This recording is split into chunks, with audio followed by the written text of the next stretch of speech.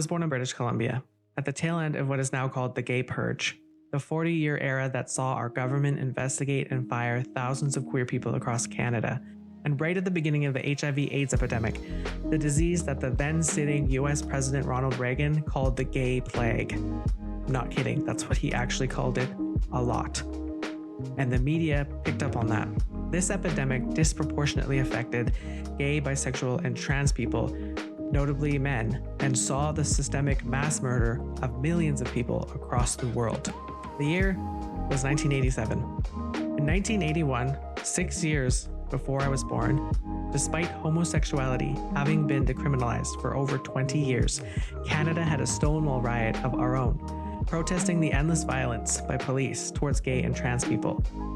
1 year later, in 1982, Canada created the Canadian Charter of Rights and Freedoms.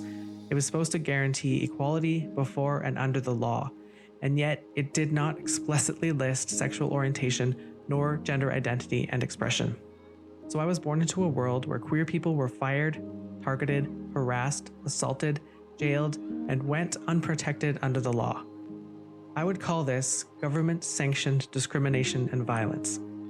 I call it that because if the government doesn't protect you under the law, specifically against discrimination, then they are sanctioning the violence and discrimination that you are experiencing, especially when they know about it, track it, and participate in it.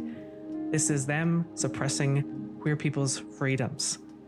So what kind of a life would my parents expect their queer transgender son to live in a world that was so stacked against him because of who he is?